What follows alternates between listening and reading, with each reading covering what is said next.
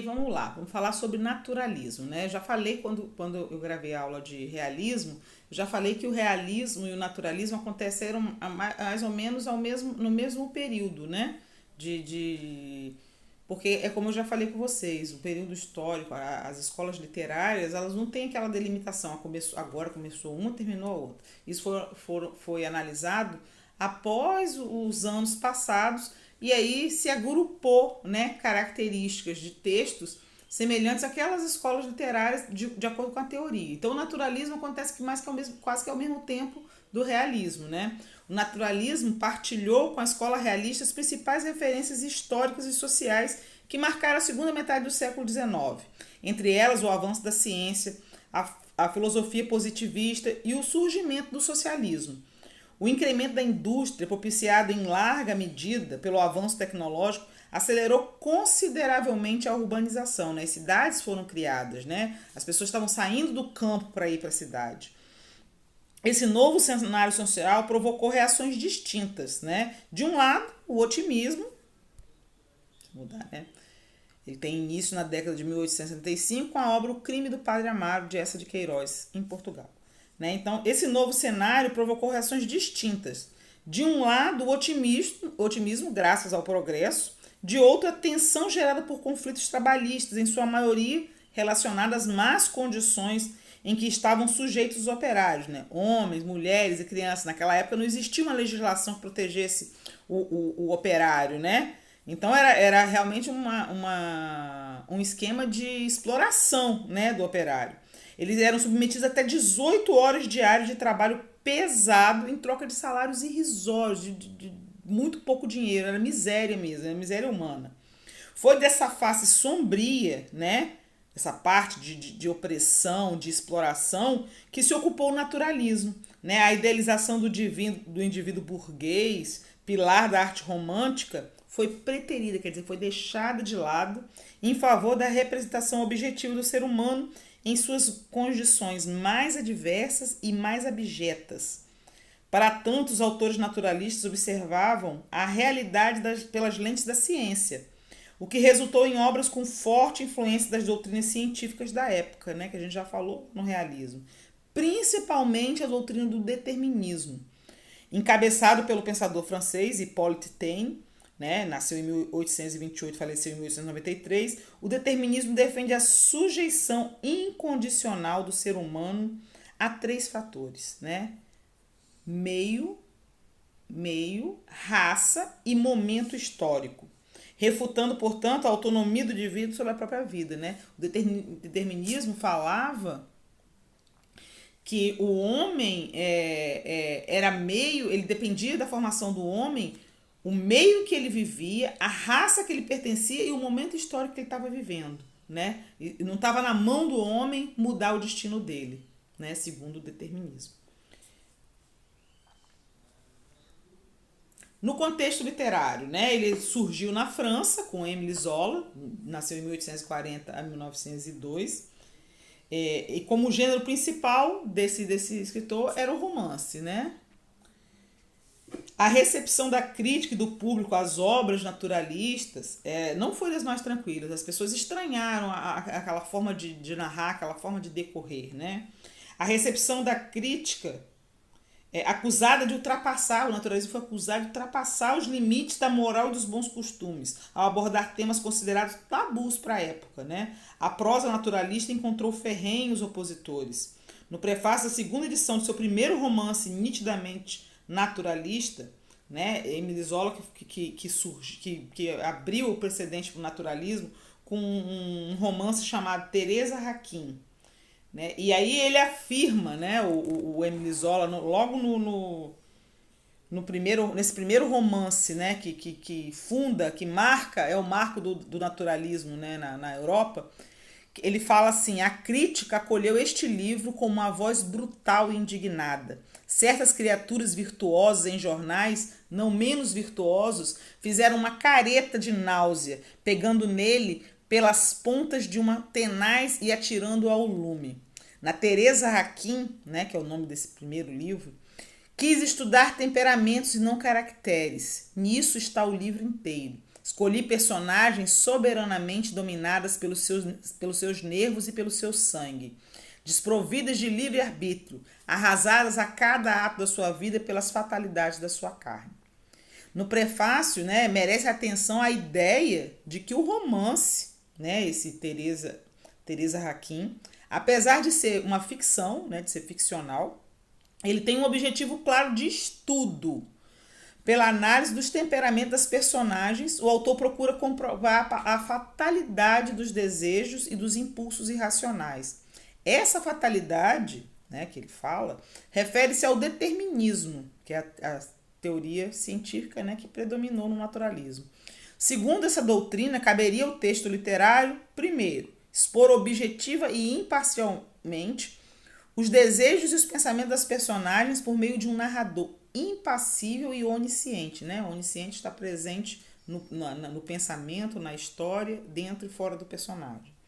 Segundo, descrever os temas como a traição, o incesto, a loucura, a exploração econômica, em detalhes, mesmo se considerados sórdidos. Em terceiro, usar a linguagem mais direta possível. Em quarto, apresentar personagens desprovidas de livre-arbítrio, obedientes às leis da natureza, à sobrevivência, né? Então, apesar de Teresa Raquin ser o romance inaugural de Émile Zola para o naturalismo, né? A obra mais conhecida dele, né, de Émile Édouard Charles Antoine Zola, é Germinal. Né? Quem tiver interesse em ler, leia, porque é muito bom. Mostra muito essa exploração do operário, da indústria, dos inícios, né? Depois dessas revoluções, das duas revoluções industriais, essa opressão das indústrias contra o operário, que não tinha direitos nenhum, trabalhavam de forma extenuante para ganhar uma miséria. Né? E aí a gente vai no naturalismo no Brasil, né? No Brasil, a ficção considerada naturalista caracteriza-se pela aclimatação das correntes científicas europeias, né? Tudo que a gente acabou importando de lá e colocando do nosso jeitinho, né? Então, essas correntes científicas foram adaptadas aos temas da realidade do Brasil. E aí a gente tem, né, a primeira obra que marcou o naturalismo no Brasil é O Mulato, de Aloysio Azevedo. Né? Ele nasceu em 1857 faleceu em 1903. Mas o romance naturalista mais representativo foi o Cortiço, de 1890. E aí a gente fala, no livro O Mulato, né, ele fala sobre o preconceito de raça, né? Ele narra a história de Raimundo, o livro Mulato, é um maranhense de São Luís que, após anos na Europa, volta à sua terra natal e é discriminado por ser mestiço e filho de uma negra escravizada. Raimundo, porém, desconhece suas origens, né? Portanto, ele não compreende porque é alvo de tamanha hostilidade. A busca por conhecer seu passado e a luta pelo amor de Ana Rosa, cujo pai racista se opõe ao relacionamento da filha com um negro, marcam a trajetória de Raimundo ao longo do romance. Contudo, os planos do protagonista, né, acabam tragicamente em razão de seu assassinato pelo caixeiro Luiz Dias.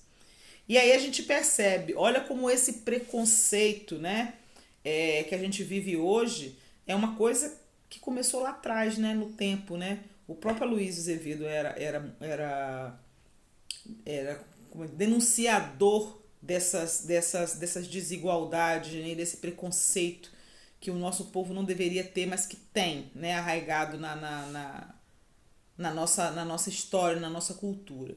Então, o Mulato fala sobre isso. Já no Cortiço, né, que é a obra mais representativa naturalista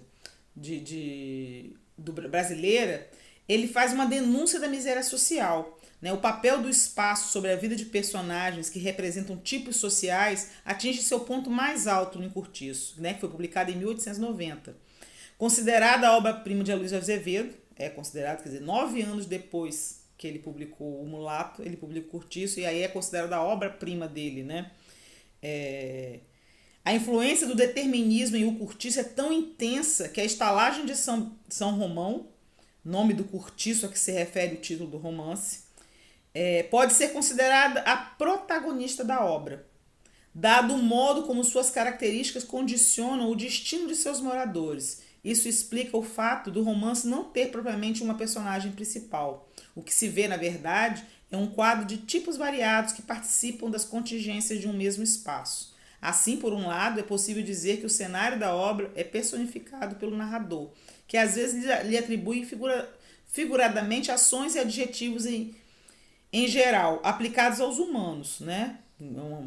Uma figura de linguagem, né? Por outro, as personagens são determinadas por um contexto de pobreza, que as reduz à condição de animais, né? Machos e fêmeas, degradadas pela precariedade em que vivem. A dimensão sociológica do romance coloca em foco o jogo entre duas classes que se condicionam mutuamente. De um lado, os portugueses, né? João Romão, o dono do cortiço, e Miranda, seu vizinho, detentores do dinheiro. De outro, as demais personagens brasileiras, pobres, explorados, reduzidos eventualmente à condição de vermes, que elaboram suas particularidades de acordo com a experiência coletiva da moradia que habitam. O universo popular do cortiço é retratado com detalhes por vezes sórdidos, o vai e vem dos funcionários da pedreira de João Romão, a rotina dos moradores, a labuta das lavadeiras, tudo se funde em uma prosa dinâmica a serviço da representação do espaço como um enorme organismo vivo que reduz as pessoas à animalidade. Então a gente vai ver, vocês conseguem assistir, tem um filme, né, baseado na obra, O Cortiço, que está no YouTube. Eu vou colocar o link na plataforma se quem quiser assistir. É interessante porque mostra isso. No livro, né, tem uma personagem chamada Bertoleza, que ela é uma escrava que João Romão engana, né, durante a história. E ela, no final, ele recebeu o dinheiro dela para comprar a cardioforria, porque ela trabalhou como um animal realmente, de carga. E no final ele devolve ela para o dono, porque ele gastou o dinheiro, ele guardou o dinheiro dela, que João Romão é tão duro. E no final ele disse que mostrou um documento falso de carta de alforria, não era, na realidade ele não comprou.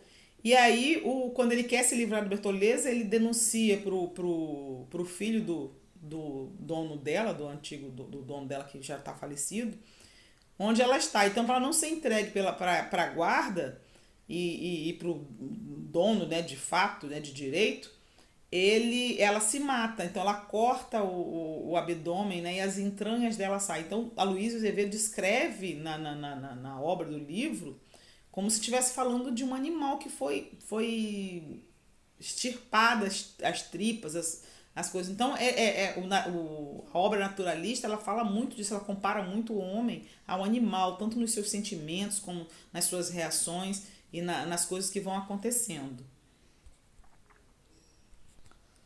Aí, além do estilo direto, né, e provocador e da sujeição das personagens ao meio em que vivem, né, no cortiço, destaque-se no romance a representação das formas de exploração capitalista vigentes no Brasil a partir da segunda metade do século XIX. Essas formas aparecem, por exemplo, na exploração desumana da força de trabalho dos moradores do cortiço e na ambição desmedida de João Romão. Português, que é exemplo de Miranda, né, o vizinho dele, consegue reorientar o ambiente segundo suas vontades, graças ao poder econômico, o que faz de ambos exceções ao esquema determinista preponderante da obra. Aí, a gente falando um pouco de Aloysio Azevedo, né? O nome dele era Aloysio Tancredo Gonçalves de Azevedo, né? Ele é considerado o mais importante escritor naturalista do Brasil. Em 1880, ele publicou o romance romântico Uma Lágrima de Mulher, né? Ainda na vertente romântica. Seguido de O Mulato, em 1881, que projetou seu nome no meio literário e lhe deu o título de inaugurador do naturalismo, né, no Brasil. Produziu crônicas, peças de teatro e, sobretudo, romances que podem ser divididos em duas linhas de interesse. De um lado, a produção para atender ao mercado, né, realizada de acordo com o modelo romântico, que era o escritor começou, no romantismo, o escritor começou a viver da obra dele. Né, ele escrevia para ganhar dinheiro, antigamente não era assim. E, de outro, a produção que atendia aos seus interesses propriamente literários. Então, ele fazia a obra para ele poder se manter, né, ao gosto do cliente, do freguês, como a gente pode dizer, E outro, do outro lado, ele fazia dos interesses que ele tinha, do que ele tinha vontade de escrever, sobre o que ele tinha vontade de escrever, que a qual pertencem seus romances de maior destaque, né? Além de O Mulato, Casa de Pensão, que ele publicou em 1884, O Homem em 1887 e O Cortiço em 1890, que é considerada a grande obra dele, né? O determinismo que atravessa a criação de Azevedo pode ser observado no seguinte conjunto de fatores: distanciamento do narrador, que assume uma posição semelhante à do cientista que observa e analisa a realidade, compreensão da narrativa como um estudo de caso acerca do desenvolvimento de uma patologia psicológica ou social, que é o cenário apresentado como uma personagem da narrativa, determinando a vida de quem o ocupa, né? E aí eu já falei um pouco sobre o Mulato, sobre o Cortiço. E aí são as obras, ele nasceu em São Luís do Maranhão, já falei, né? Na época do Brasil Império ainda. E as obras mais importantes, o Mulato, que é o que inaugura o naturalismo, Casa de Pensão, o Cortiço, que é a grande obra, e o Japão, que ele publicou em 1894, que foi encontrado na Academia Brasileira de Letras, né? Essa obra. E aí existem outros escritores naturalistas. A gente vai falar de alguns em relação a todo mundo, né? Além de Émile Zola, que eu já falei no começo da minha fala aqui, tem Gustave Flaubert, né? Que nasceu em 1821 e 1888, que é 1880, que é francês, né? Eu já falei dele na aula sobre o realismo. Ele que escreve Madame Bovary, e outra obra dele é Educação Sentimental e Saint-Londot. Thomas Hardy, né, que é um escritor inglês, nasceu em 1840, faleceu em 1928. As três obras, né, mais importantes dele, A Bem Amada, Judas e O Obscuro.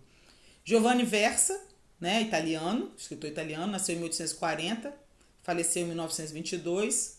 A grande obra dele é Los Malavoglia, italiano, né, eu dei uma agarradinha aqui.